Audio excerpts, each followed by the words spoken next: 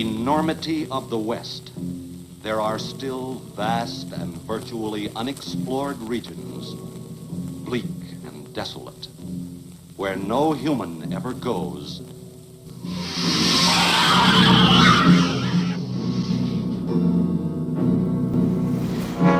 After my father came back from the Second World War, he got a job stringing signal wire for the Southern Pacific Railroad.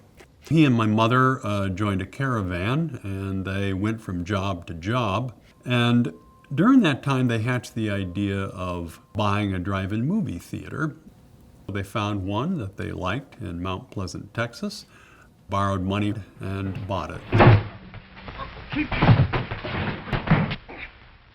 We got that business set up, and it was wonderful, I think, for you children.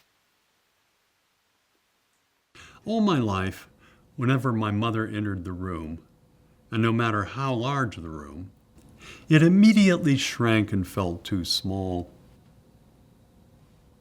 Her way of moving through the world was like the gigantic bodies flashing on a drive-in movie screen.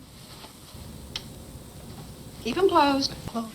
What the bodies did to and with one another looked private, intimate, and yet the screen made them so large, so public, that their bodies overwhelmed the darkness and filled the whole horizon. I see my mother that way too.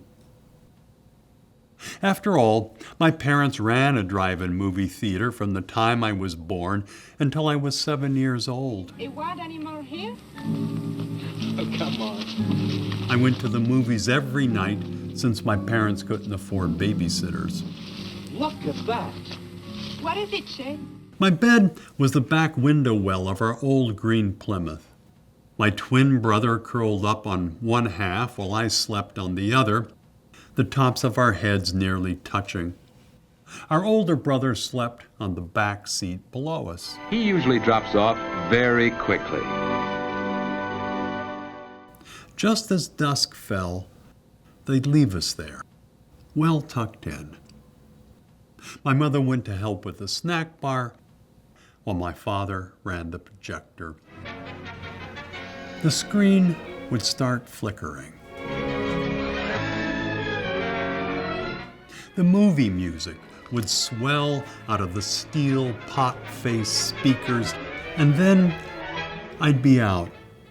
Try to hold out, The voices You've got to grab it. of the actors I'll set off at once in the rocket plane. Hello, Chen-Yu. mixing with the voices in my dreams. Chen-Yu, I'm coming with oxygen.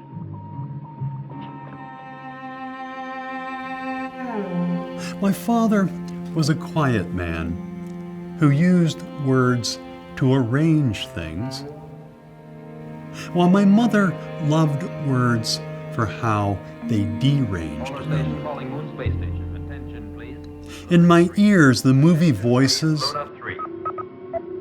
and my mother's voice melded together, larger than life, but unsettlingly familiar. Calling Earth. No replies yet from Venus. Our signals are reaching the planet, but so far there's no reply. The movie overwhelmed my senses by night,